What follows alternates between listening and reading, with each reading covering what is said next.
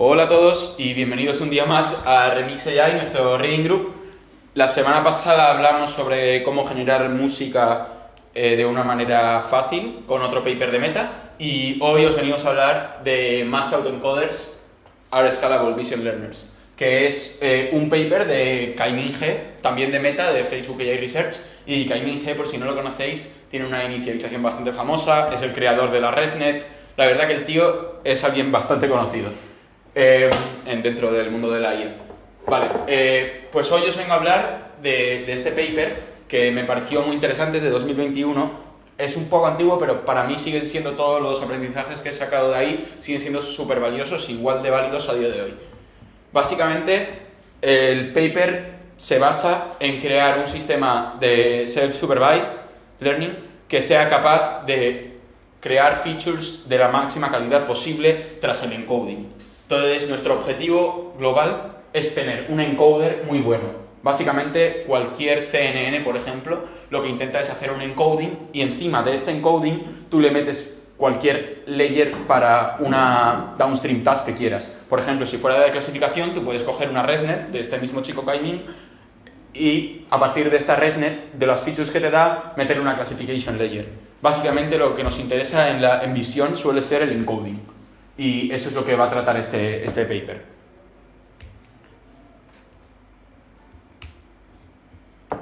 Pero para entender mejor el objetivo y el problema que solucionamos en este paper, nos viene bien ir atrás y pensar en NLP. A la hora de masquear, a la hora de, por ejemplo, como hace BERT, predecir el token que falta, en el lenguaje es muy distinto. ¿Por qué? Porque en el lenguaje cada palabra es importante. En el lenguaje no puedes saltarte una frase y que siga teniendo el mismo sentido. Por ejemplo, si yo os pongo esta frase, no sabríais ni dónde trabajo, o sea, ni en qué trabajo, ni dónde, ni lo que pienso. En cambio, en visión, la información no es de tanta densidad, no tiene tanta densidad y podemos saltarnos fácilmente varios píxeles y seguir sabiendo lo que hay ahí sin ningún problema. Como podemos ver en esta imagen del Louvre, pues básicamente aquí cualquiera de vosotros me podría decir qué es lo que hay. Y aquí, por ejemplo, Adri, ¿qué crees que hay en esta sección? Cristal. Claro, hay una pirámide de cristal porque la visión no es algo de tan alta densidad. Hay muchos píxeles que son redundantes, cosa que no pasa en el lenguaje. En el lenguaje tenemos cada token o cada palabra es poco redundante. Intentamos que sea un formato comprimido de información. Esto genera muchas dificultades para crear modelos de visión porque hay tanta redundancia y tantos datos extra que podemos no necesitar para el mismo objetivo que se hace muy computacionalmente ineficiente. En el NLP, como os he dicho, teníamos BERT. En BERT tenemos un modelo en el que se masquean palabras aleatorias y nuestro modelo debe predecirlas, usando el contexto de los dos lados. ¿Qué pasa con BERT? Que BERT tiene un decoder bastante sencillo. Por ejemplo, podemos simplemente poner una MLP layer y al final un multilayer perceptron y podemos clasificar entre nuestro vocabulario, que es discreto y normalmente no es demasiado grande. Entonces, en NLP tenemos esto, BERT, y BERT funciona con transformers, cosa que hasta hace no tanto, sobre todo hasta hace no tanto cuando se escribió este paper, no teníamos en visión. No había una manera en visión de obtener estas características que tienen los transformers de las que os voy a hablar ahora. Vale, en visión pasamos de tener CNNs a tener transformers. ¿Cuál es el cambio que esto nos ofrece? Básicamente en las CNNs es muy difícil meterle esta cualidad de mask tokens. Y como hemos dicho, en la visión hay muchos tokens redundantes, hay muchas partes de la imagen que no hacen falta para saber lo que hay en esa imagen. Por tanto, si no tenemos la capacidad de meterle más tokens en una CNN de manera correcta, estamos obligados o acabamos forzados a meterle un coste computacional más alto sí o sí. Aparte de eso, es difícil en una CNN meterle positional embeddings porque al final trabajan jerárquicamente y no es tan fácil darle una posición a cada uno de los patches en una CNN como sí lo es en el Vision Transformer. El Vision Transformer es una una arquitectura que es muy similar a la que encontramos en el Transformer original, que era para el lenguaje, originalmente para Machine Translation, y aquí podemos ver cómo podemos tener los patches, hacer linear projections y meterles positional embeddings, igual que haríamos con el texto, y a partir de ahí con Transformer encoders, que son lo que ya conocéis, que realmente es igual que las del lenguaje, porque al final tenemos tensores, y a partir de ahí simplemente con una MLP head podemos clasificar fácilmente. Esto es lo único que sería similar a las CNNs, pero realmente es muy distinto. Es muy distinto porque no tenemos, en los Vision Transformers nos ofrecen esta cualidad de integrar los indicadores como mass tokens o los positional embeddings. Entonces, esto lo hace interesante, y el auge de los VITs abrió un nuevo campo para poder usar los modelos de visión de una manera mucho más eficiente. Vale. Lo que os he hablado antes. BERT tiene un decoding normalmente que es sencillo para reconstruir. Tú puedes reconstruir una frase con BERT de manera sencilla porque solo tienes que predecir tokens que faltan en el masking. Para reconstruir una imagen en visión tienes que hacer todo un proceso de decoding mucho más grande. Porque en el decoding, el decoding lo que genera en visión son píxeles. Y los píxeles tienen mucho menos semantic information, y al final no los podemos usar tan bien para... tienen menos semantic information para la recognition of tasks. En cambio, en el lenguaje, el decoder solo predice, como os he dicho, la palabra que falta, y esta palabra tiene mucha información semántica, es muy densa. En cambio, un píxel por sí solo es difícil de saber cuánta información semántica tiene, que probablemente tenga poco. Lo que tiene son los patches. Vale. Esto es otro de los... Perdón, que se ha cortado la proyección. Vale, ahora. Vale. Entonces, ¿qué propone este paper? ¿Qué es un masked autoencoder? Básicamente, cogemos una imagen. En esta no se ve muy bien, lo que tenemos aquí es un loro. Bueno, no, un flamenco, perdón. Tenemos un flamenco. ¿Qué hacemos? Dividimos la imagen en 196 patches. Cada uno tendrá 16 por 16 píxeles, porque son imágenes 224 por 224 de ImageNet. ¿Qué hacemos? Dividimos la imagen en los patches que os he dicho y masqueamos el 75%. Bueno, espera, primero dividimos la imagen. Después masqueamos el 75% de manera aleatoria, es decir, las ponemos en una lista, los patches, le hacemos un random, los organizamos de manera aleatoria y nos quedamos con solo un 25% de patches aleatorios de nuestro input. El resto de patches los vamos a guardar aparte, no son masked, no los vamos a usar para entrenar el encoder. En el encoder no se usan. Entonces, vamos a usar un encoder que será una serie de Vision Transformer blocks en los que solo codificaremos los visible patches, que son un 25% del total, o sea que realmente estamos ahorrándonos una cuarta parte de los datos, que es muchísimo cuando estás hablando de escalas de millones de imágenes. Vale, tenemos el encoding, hacemos el encoding, recibimos un encoding del tamaño de la cantidad de patches que había para hacer el encoding, que básicamente son 32, si no me equivoco. Ahora, después reorganizamos y ponemos en el orden que tocaba, porque tienen un positional embedding, entonces sabemos en qué orden tocaban, y después los mass token, pues obviamente los puedes poner en cualquier posición porque son todos negros. Entonces realmente da igual, pero ponemos los unmasked tokens en la posición que les toca. Básicamente aquí veríais que este es el unmasked, este es el unmasked, imagínate que este era el posición 1, pues el posición 1 va aquí, el posición 2 aquí y tal. ¿Pero eso lo hace la red automáticamente o lo pones tú como en código? Ponme el 1 en el 1, el 2 en el 2.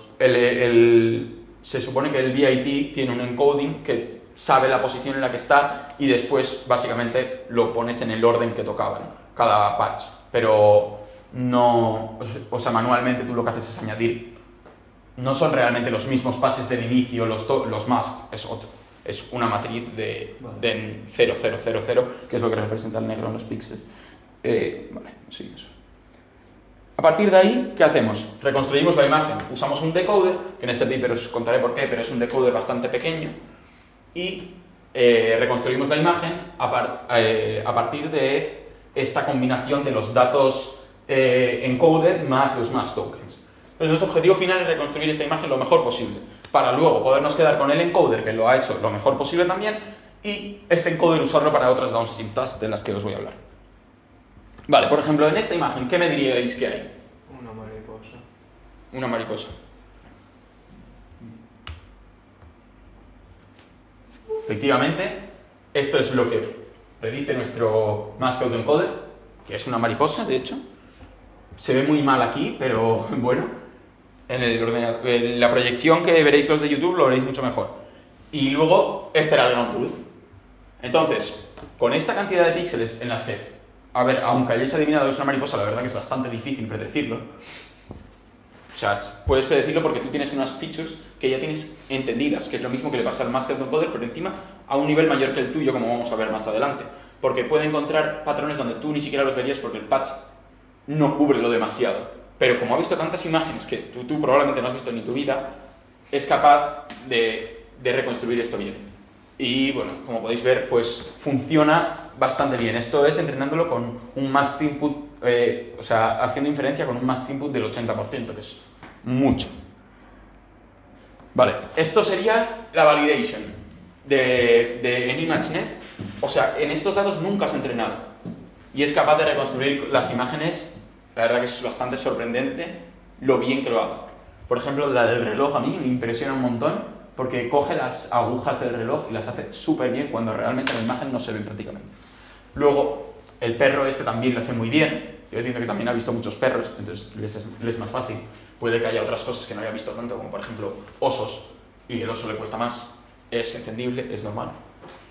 Y lo mismo en general, obviamente cosas más complejas o fine grain le costará más, como le pasa en este escaparate, en el que es muy difícil predecir exactamente el plato qué bordado va a tener cuando no te dan nada de información sobre el bordado en la imagen prácticamente. Y eso es. Luego, en este dataset, esta es la parte de validation set, pero el modelo está entrenado en ImageNet, por lo que debe performar mucho mejor en el validation de ImageNet que en otros. ¿Cuál es la sorpresa? Que performa muy bien en otros datasets, como Coco. Bueno, sorpresa, para ellos no sería una sorpresa, supongo. Básicamente, en esta imagen, es difícil de saber que aquí hay un surfista, pero de alguna manera el modelo es capaz de hacer ver muy bien a un surfista, bastante bien, que es lo que había. La de la camioneta creo que todos podríamos pensar en cómo se reconstruiría, y el modelo de hecho lo hace muy bien, en mi opinión, para tener un 75% de masking. Y bueno, lo mismo para el bateador no tanto, es una imagen más compleja, el de la hípica, bueno, pero al final nuestro objetivo, no penséis tanto que es reconstruir con la máxima fidelidad posible, es usando este sistema tan simple, ser capaz de hacer un encoding de los patches que te doy lo mejor posible. Y luego esto se demuestra como es bueno en los downstream tasks. Vale. Otro dato muy interesante de esto es la generalización que puede tener. La imagen original era esta. Yo le paso un masking del 75% y reconstruye. Reconstruye la verdad que es muy parecido a la original. Te paso un masking del 85% y reconstruyes. Cada vez se parece menos al original porque no tiene información para nada de lo que hay aquí. Ahora, vayamos a un 95% de más, que es una barbaridad. ¿Qué hará? Solo tengo esta información. Aquí no hay una docena de setas. Aquí hay una, grande, se ve claramente. Y la reconstruye. Esto nos dice claramente que no está simplemente memorizándose el dataset, ni mucho menos. Ni siquiera memorizando que cuando ves unos píxeles blancos que parecen una seta, generes 7 setas. No. Está haciendo que se genere lo más plausible, incluso si nunca se ha visto algo así en el dataset. Simplemente genera una imagen muy plausible cuando el masking es muy grande. De hecho, aquí estoy 100% seguro de que ninguno sería capaz de decirme que hay aquí solo con estas imágenes, porque es muy poco. En este caso solo han dejado 7 patches y es muy poco, en serio. 8 patches.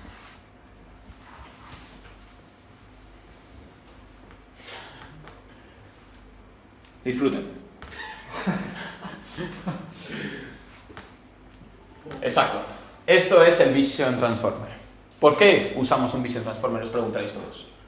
Bueno, el Vision Transformer ha demostrado que mete menos inductive bias no hace que la tokenization se entremezcle, no hace que se superpongan en la tokenization, y es muy escalable, porque el transformer, al ser tan paralelizable, ha demostrado ser muy escalable tanto con modelos más grandes como con datasets más grandes. Entonces, por eso eligieron K-Means y compañía usar el Vision Transformer. La verdad que esta slide estaba chula. Aquí os la dejo más estática para que no os maree, pero básicamente es eso. Pillas una imagen, la divides en patches, aquí se hacen solo 9 patches para simplificar, haces linear projections, cada una coge su positional embedding, sumados, me los metes en el transformer encoder, que lo tenéis, que lo tenéis aquí, muy similar al de Attention ISO Unit. Bueno, muy similar no, es este. Y ya está. Y eso es, ¿vale? Listo. Esto sería un transformer encoder, muy interesante. Esto es un bloque, puedes meter tantos bloques como quieras, mientras más bloques metas, más complejidad, mejor resultado. Eso es lo bueno de los transformers, dan mucha escalabilidad. Como podéis ver aquí, la performance, la verdad que superó a todos los anteriores, o casi todas las anteriores CNNs que había. Y como podéis ver, supera el 80 y pico por ciento, 88 creo por ciento en ImageNet, lo cual es muchísimo. Es de lo máximo que se ha conseguido, o al menos hasta la época en la que se publicó este paper, en 2021, diciembre, si no me recuerdo mal. Vale. ¿Cómo es el encoder y decoder architecture en el MAE? El MAE stands for Masked Autoencoder. Vale, básicamente queremos un encoder muy grande solo en los tokens visibles.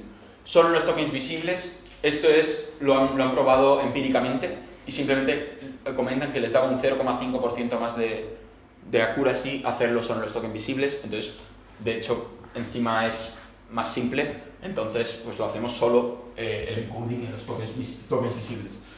El decoder es pequeño, queremos que sea pequeño, que no tome mucha importancia en la reconstrucción, simplemente, y probamos con varias estructuras de decoder y la mejor es una pequeña.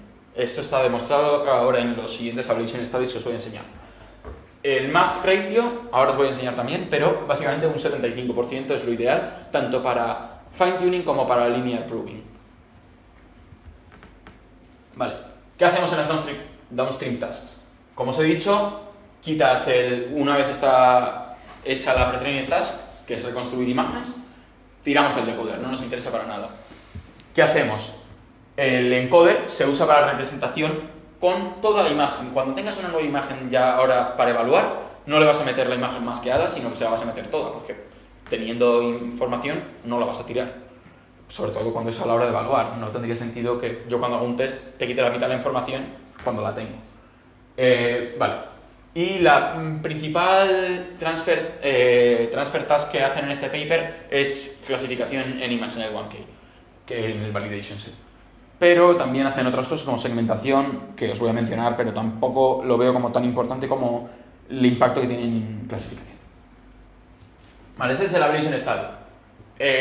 Para empezar, de izquierda a derecha y de arriba a abajo, la profundidad del decoder. Hemos dicho que queremos decoders pequeños para que no tomen tanta relevancia tampoco y probamos empíricamente por qué es mejor un encoder pequeño. Bueno, pequeño relativamente. Son 8 transformer blocks para el decoder y esto es lo que mejor performa tanto para fine tuning como linear probing. Por si no sabéis lo que es fine tuning y linear probing, fine tuning es básicamente cambiar todos los weights, actualizar todos los weights del modelo desde el principio hasta el final. Y linear probing es solamente añadir una layer al final de clasificación. Por tanto, el linear probing va a performar muchísimo peor, pero es lógico, porque está siendo muchísimo más eficiente en el sentido de que no usa casi... No implica calcular tantísimos gradientes como tienes que calcular con el fine tuning. Por tanto, bueno, los dos son interesantes, simplemente es para que veáis. Probablemente probablemente no seguro, los resultados de fine tuning serán mejores, pero los dos son interesantes porque el linear probing usa mucho menos computación. Vale, siguiente, la amplitud del decoder. Encuentran empíricamente otra vez hacen básicamente una combinación y combinatoriamente prueban todo esto. Y encuentran que el decoder width, el mejor es con 512 de dimensionalidad. Otro dato que podéis coger. Después, básicamente, hacer el encoding con masking o sin masking. Como os he dicho, encuentran que es un poquito mejor, un 0 con algo por ciento, y que el encoding sin el masking mejora, o sea, sin el masking mejora mucho más, es 3,3 veces más eficiente. Entonces, pues obviamente lo haces sin masking. Luego la reconstruction target. Primero prueban a hacerlo en píxeles, luego en píxeles normalizados por la media y standard deviation del patch. Luego lo prueban a reconstruir en base a un PCA, que, bueno, esto realmente no entiendo muy bien por qué lo hacen. Y después, por último, a reconstruir el token de DBAE. DBAE básicamente es una manera de reconstrucción que presentan en el paper de Dalí, de Sulzgeber y compañía. Vale, y para la data augmentation resulta que hace falta muy poca data augmentation y solo con crops y random sizes, que es lo más básico de la data augmentation, ni color jittering ni historias, consiguen una accuracy muy buena de 84,9 y con fine tuning y linear probing de 73,5. Por último, el mass sampling, básicamente cómo hacemos el masking. El masking se puede hacer de varias maneras, por bloques, random, como os he contado, o por grids, que grids básicamente es coges un píxel, o sea, coges un patch, dejas 3 sin coger, un patch, 3 sin coger, así. Bueno, empíricamente también demuestran que lo mejor es hacerlo random. Entonces lo hacemos random, que encima me parece más, demuestra mejor que el modelo sabe funcionar porque lo haces como sea cada vez y sigue funcionando. Vale, esto en sí está en rojo, pero parece que este proyector el rojo no le gusta. Vale, la mejor configuración, como os he dicho, es 8 decoder blocks, 512 de decoder width, encoder sin masking, sin el masking token, reconstruction en píxeles con normalización, que es lo de dividir entre la media y standard deviation del patch. Luego augmentation muy poca y luego haciendo el mass sampling con random. Vale. Os hablaba del masking ratio. ¿Por qué han decidido que 75%? Pues de hecho es porque combinando las dos, simplemente sumas las accuracies para cada nivel entre 2 y lo que mejor da es 75%. Así de simple. En este caso, para este masking ratio daría 84,9 de accuracy para el fine tuning y 73,5 para linear probing, que está muy bien de hecho. Scalability. Claro, esto es un transformer, podemos escalar y mejora con el tiempo y mejora con el tamaño. Esto me parece muy interesante y claro, esto demuestra cómo incluso con menos datos, porque estás quitando la mitad de un 75% de los patches para entrenar, consigues que la escalabilidad sea aún mayor porque tienes más espacio para escalar. Por cada imagen que metías con un autoencoder normal, ahora puedes meter 3 o 4, de hecho. Pero bueno, dicen ellos que es un 33% más o menos porque tienen en cuenta el decoder, que en el decoder sí que entra todo. Entonces, por eso lo normalizan y dicen que es por 3, pero realmente estás usando de input solo el 25% de los datos, es un cuarto. Por último, bueno, casi último, más resultados. ImageNet Top 1 Accuracy, mejor que Dino, mejor que Moco V3, mejor que BAIT, que es el Bird for Image Transformer, creo. Bueno, no me acuerdo el nombre exacto. Y el NAST Autoencoder mejora a todos en todos los tamaños del Vision Transformer, lo cual me pone muy contento. La performance del linear probing, como os podéis esperar, porque obviamente es su paper y lo quieren presentar, mejora también. Random is the best masking, como os he contado, esto sería por bloques, esto sería por grids, y como podéis ver, la calidad de esta imagen comparada con las otras es mucho mejor. De hecho, el del grid es rarito, o sea, se nota mucho el ruido del grid. Y eso, es más rápido, más eficiente y mejor cada vez que es más grande. Más rápido me refiero en proporción. Y por último, Hacen otros experimentos de transfer learning, donde por ejemplo hacen segmentación, también funciona mejor en segmentación. La verdad que este modelo es brutal. Y una curiosidad interesante que no sé por qué no me está cargando aquí. Vale, listo. Es esto, que básicamente que usando los píxeles con normalización para el reconstruction es mucho mejor, o sea, bueno, mucho mejor, es insignificantemente mejor, pero en cuanto a eficiencia es muchísimo mejor que usar los Divae tokens, que son los que os he dicho que son de DALL-E, y para conseguir estos Divae tokens necesitas entrenar un pre-training, o sea, hacer un pre-training stage con 250 millones de imágenes, y aún así la performance es casi igual o peor, insignificantemente peor, pero es una curiosidad que yo no me esperaba. Vale, y básicamente esto es unos cuantos ejemplos y bueno, muchas gracias por escuchar. Listo. Vale, pues si queréis ahora acabo la presentación, me siento y vamos comentando un poquito qué opinamos y tal, cómo lo vemos, ¿no? Vale. Esto sigue grabando, vale. Perdón a los del audio, la verdad que debéis estar mareados.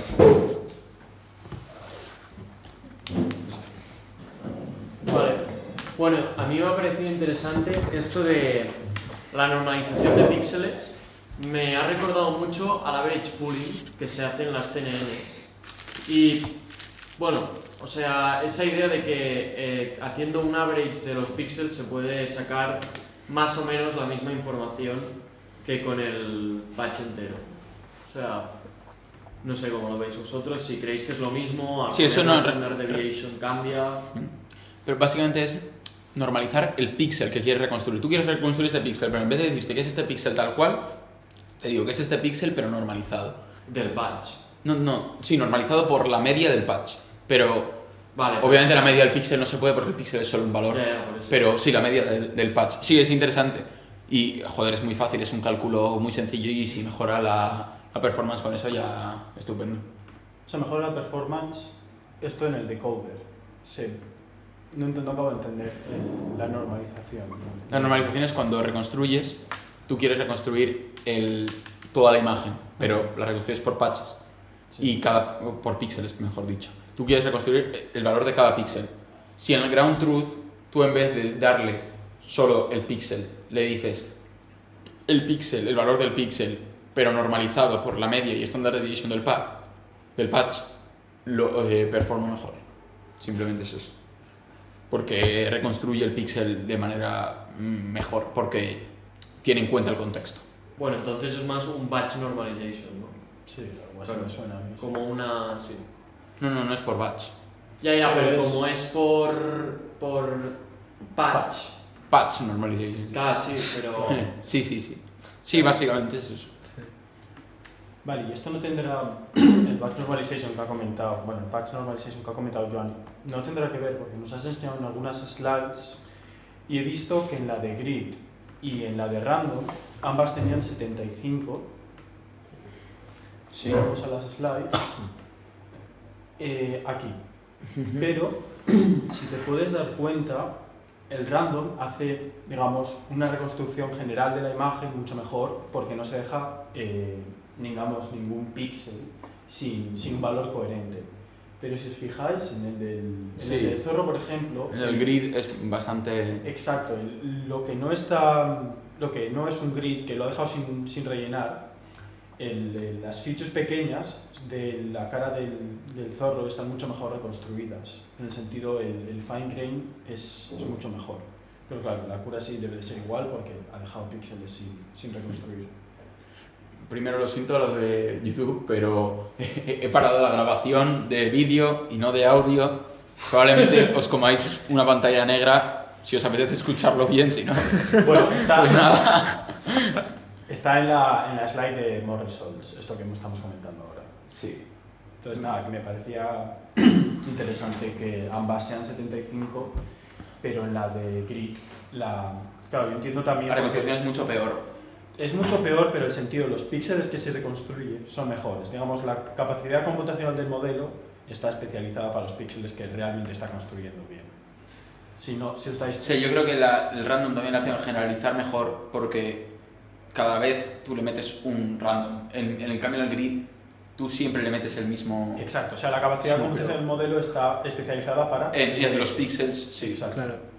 Exacto. Pues sí que es verdad que lo que dice Adri, que si te fijas en que no sé qué es una ambulancia o... Sí, parece no sé qué es. sí, Si te fijas, yo creo que en el grid las líneas de la ambulancia, del relieve de la chapa de la ambulancia en sí está mejor definido que no en random. Sí que luego es verdad que tienes esos patches que son ruido total.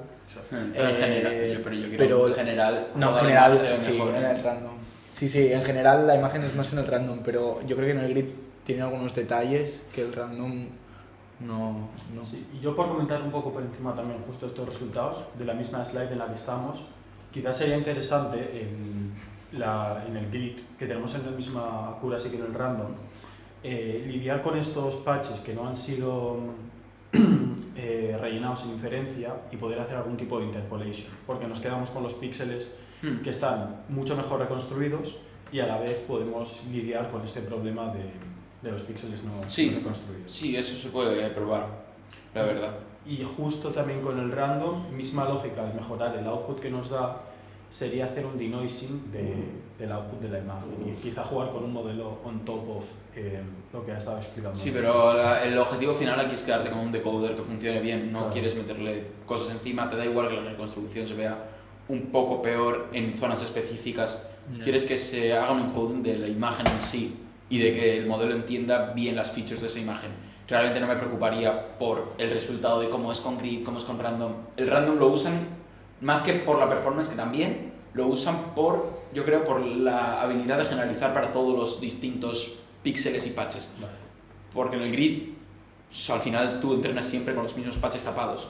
Exacto. Y ya está. Yo hay una cosa que quería que me aclararas, no sé si recuerdas las highlights de las zetas, tenían diferentes niveles de masking. Sí. Aquí nos has mostrado 3 ejemplos distintos con 3 porcentajes de mask de distintos.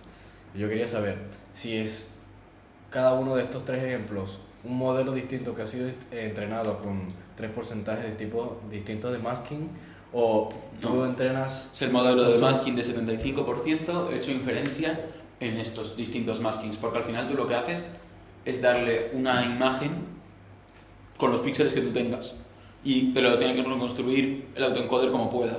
Y al final sí, básicamente es el modelo de 75% raneando en inferencia. Ha sido entrenado en 75%, pero no significa que tú no puedas generar outputs de más con un masking del 75% en el input. O sea, durante el training se ha visto puras imágenes con Masking como del decir, 75%, pero a la hora de testearlo puedes mandarle Lo que tú porcentaje quieras. que tú quieras y puede tener sentido igual. Sí, piensa... Sí, eso es. Sí, porque nada, le pasas solo los... En inferencia tú entrenas con todos los píxeles, con todos los patches, da igual lo que sean. Tú se los pasas. Si tienes la suerte de tener un dataset sin masks y sin espacios negros o lo que sea, pues mejor, va a representar mejor la imagen porque puede coger cada píxel. Si no, pues la reconstruirá un poco peor, como pasa con el mask del 95%. Y cuando tienes toda la imagen, pues reconstruye mejor.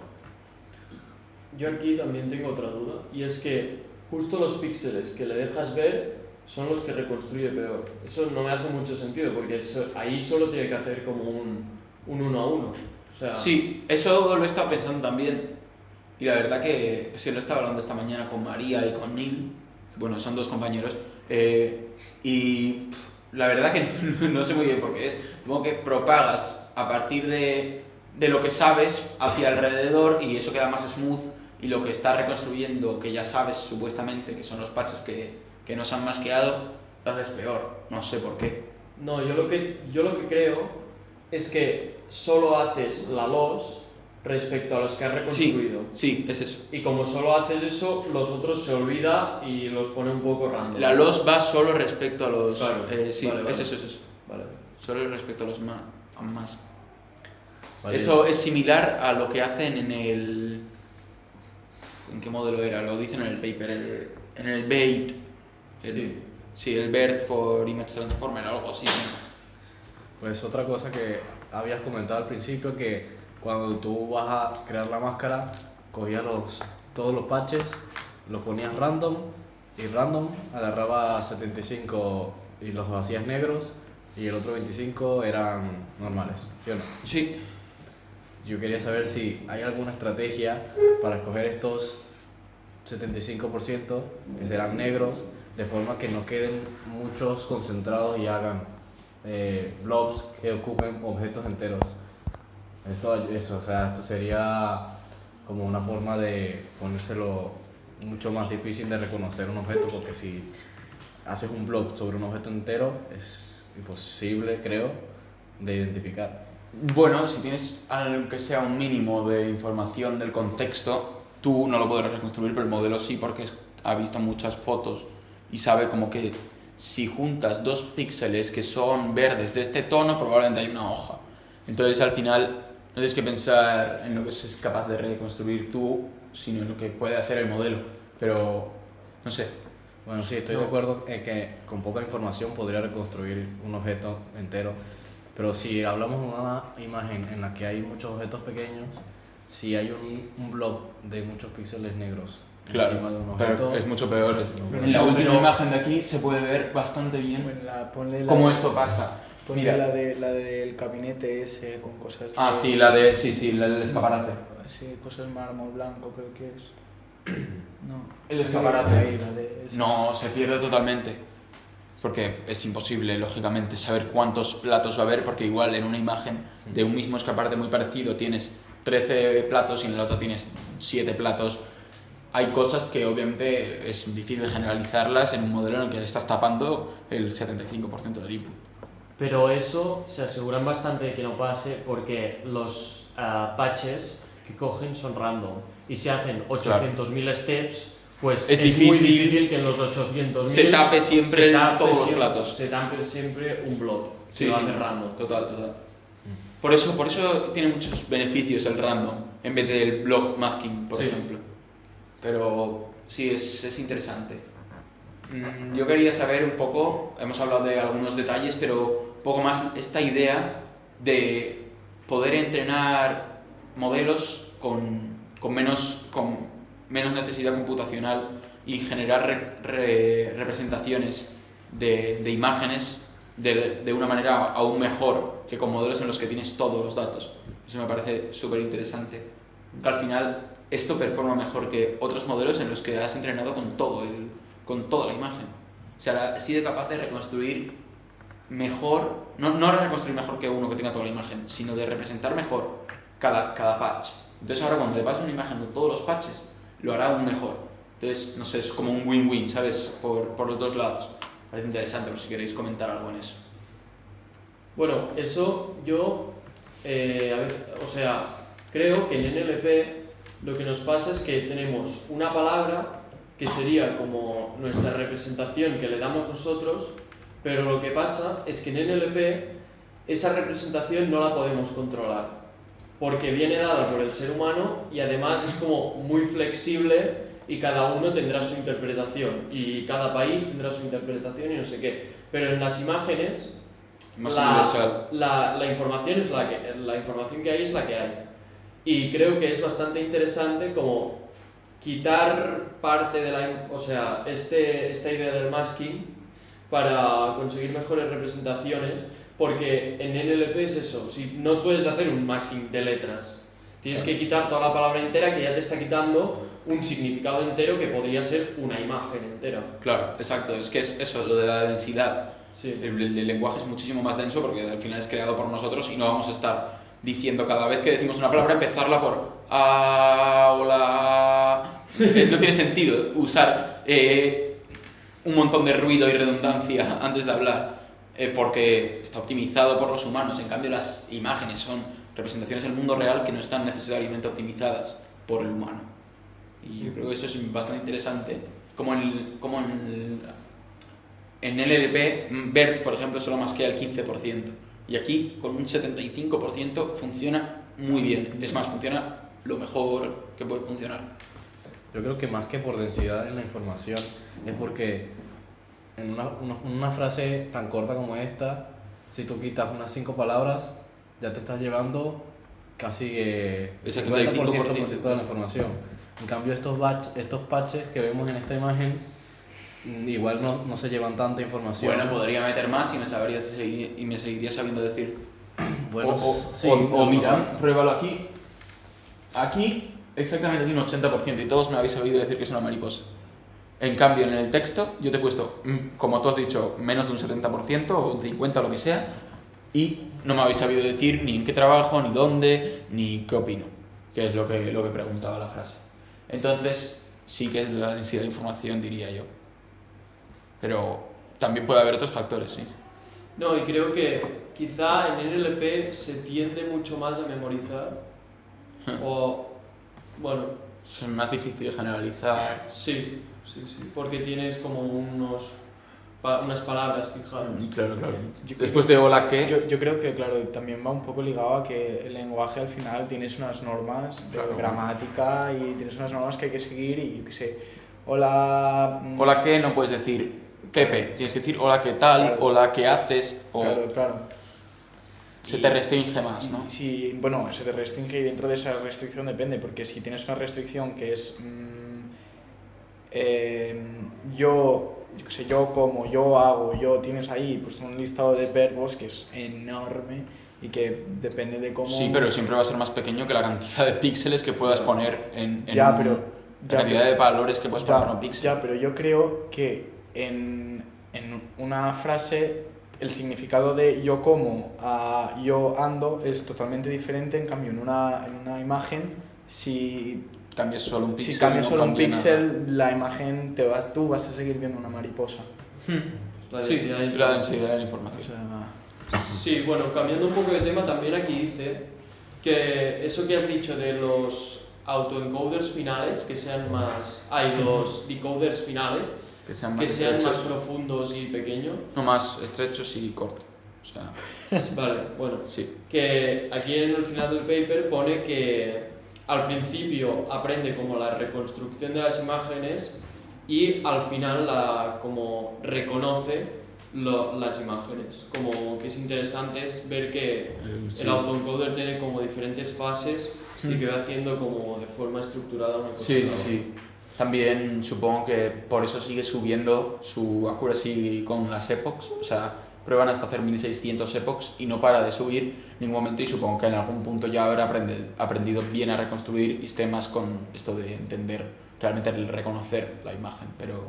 Sí, aquí, bueno, sí, dice eso, que puedes hacer un decoder que sea más corto porque solo necesitas esta primera parte de reconstruction y no necesitas la parte de recognition, que es la que se usa Sí, a sí. veces para otras. Total.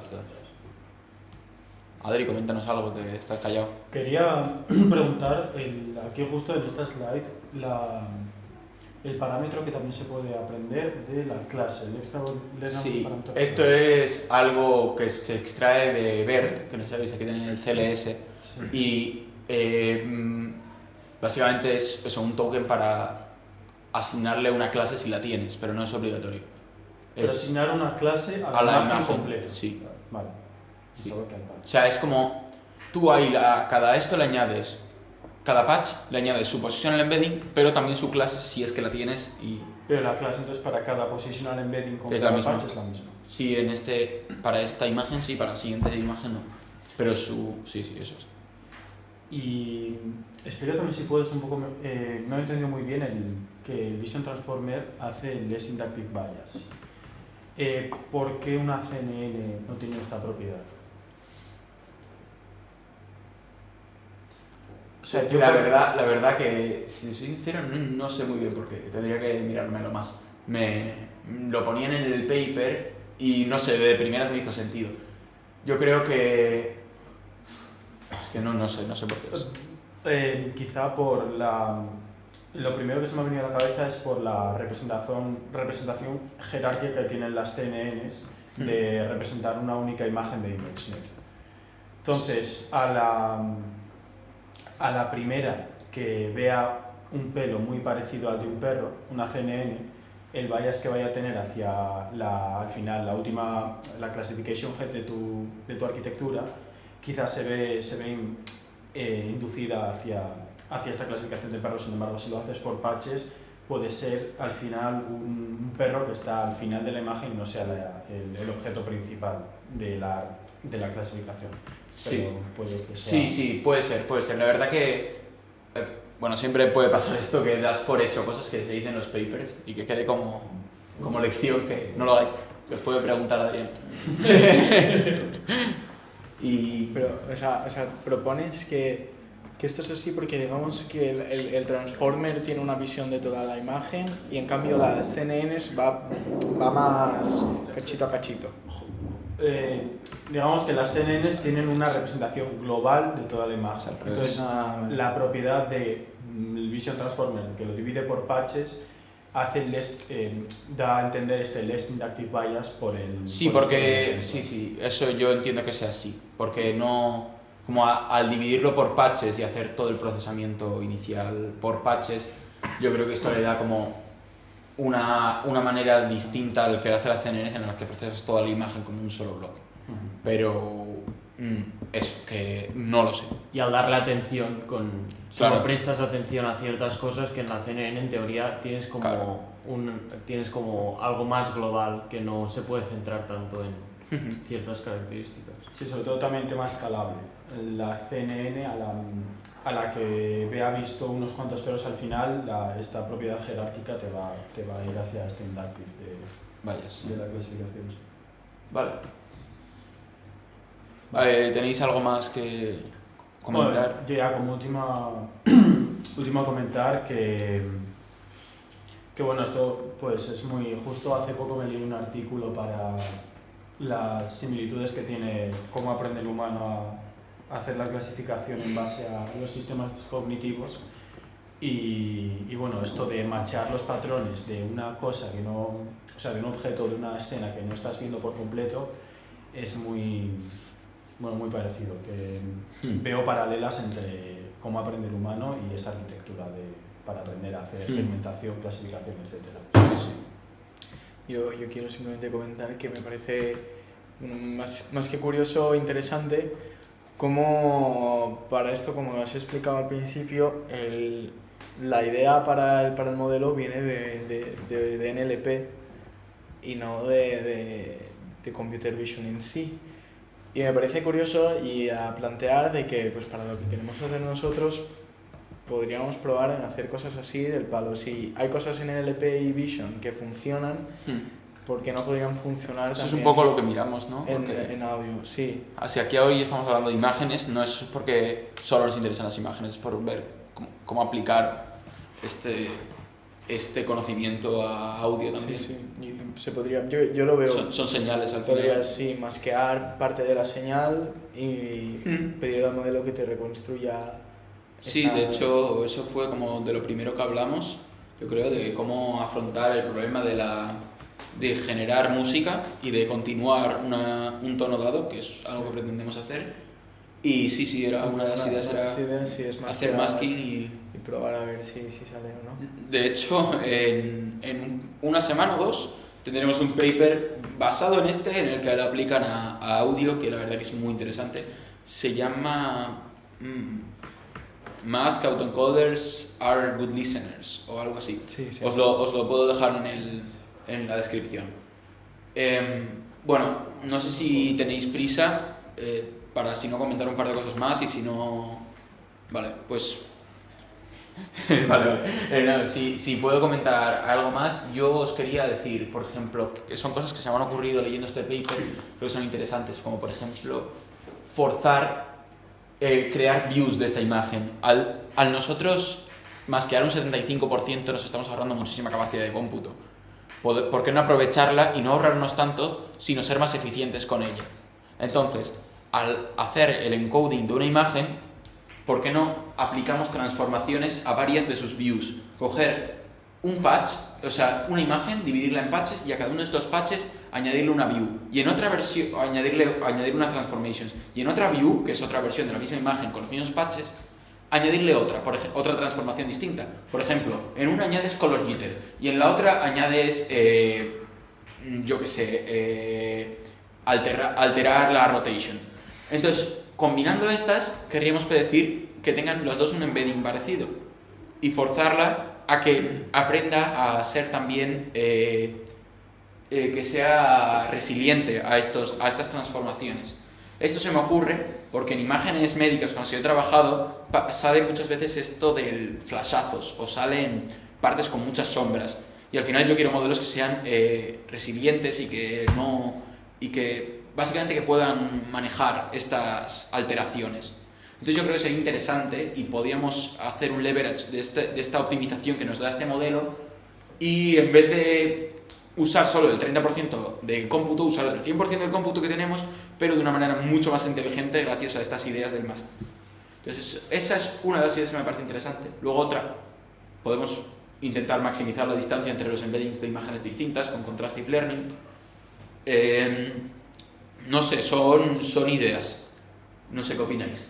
Justo esto que has comentado de jugar con el Contrastive Learning y hacer que las distancias se maximicen de objetos distintos se hace también en clasificación de imágenes en 3D para vídeo.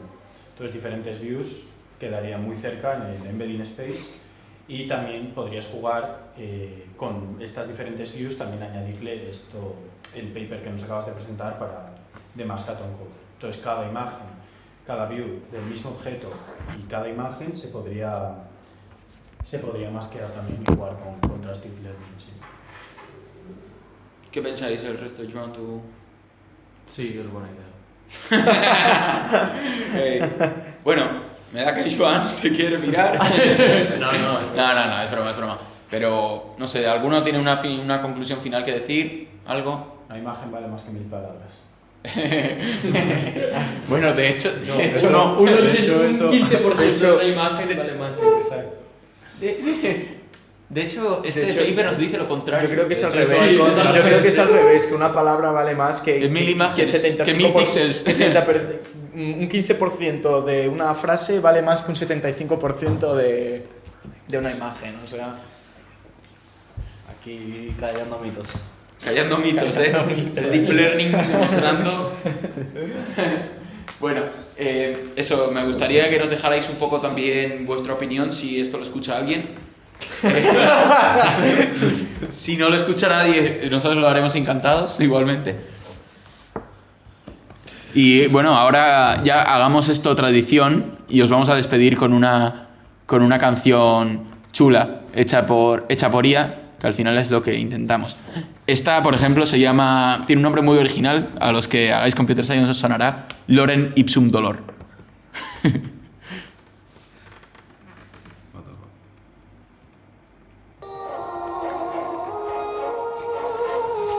Un poco tétrica, ¿eh?